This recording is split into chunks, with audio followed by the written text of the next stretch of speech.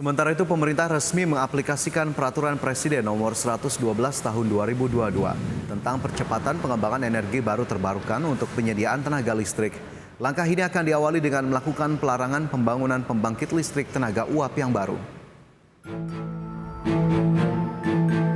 Usai dilakukan penyusunan selama 2,5 tahun, pemerintah melalui Kementerian ESDM resmi menerbitkan Peraturan Presiden Nomor 112 Tahun 2022 terkait percepatan pengembangan energi baru terbarukan.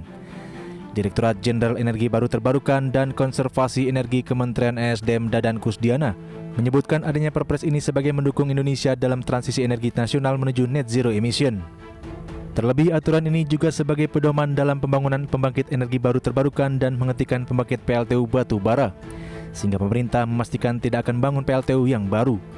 Perpres tentang tarif EBT ini bergeser menjadi sesuatu yang lebih luas, menjadi sesuatu yang lebih komprehensif, sejalan dengan apa yang sekarang sedang disusun, dikembangkan, didorong oleh pemerintah untuk transisi energi menuju net zero emission.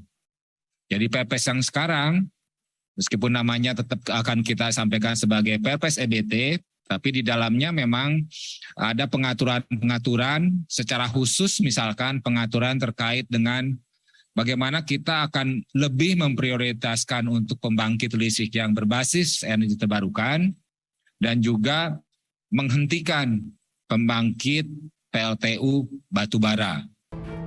Di sisi lain, ESDM menyebutkan dengan adanya aturan ini pemerintah dapat mengatur besaran tarif atau harga yang jelas dan ditentukan langsung oleh Presiden sehingga investasi hijau baik dari pembangkit maupun industri pendukung dapat tumbuh sehingga terciptanya green industry, sehingga mampu mempercepat peningkatan bauran EBT sebesar 23% pada tahun 2025 hingga net zero emission pada tahun 2060 tercapai.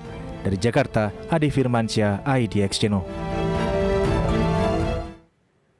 Direktur Center of Economic and Law Studies atau CELIOS, Bima Yudhistira menilai Peraturan Presiden Nomor 112 Tahun 2022 tentang percepatan pengembangan energi baru terbarukan untuk penyediaan tenaga listrik dipandang masih memiliki sejumlah kelemahan yang berpeluang untuk kembali direvisi dalam meningkatkan percepatan transmisi energi yang lebih bersih dan rendah karbon.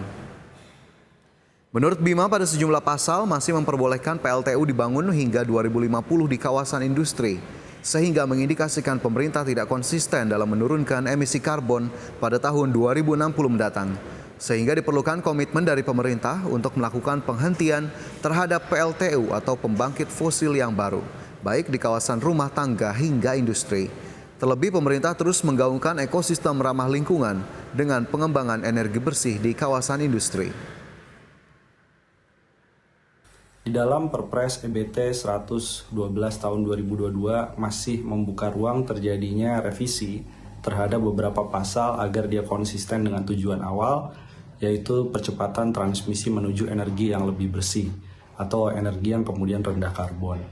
Karena di dalam pasal yang berkaitan dengan PLTU masih boleh dibangun di kawasan industri sampai dengan 2050, ini tidak konsisten dengan upaya pemerintah menurunkan emisi karbon atau net zero emission pada tahun 2060.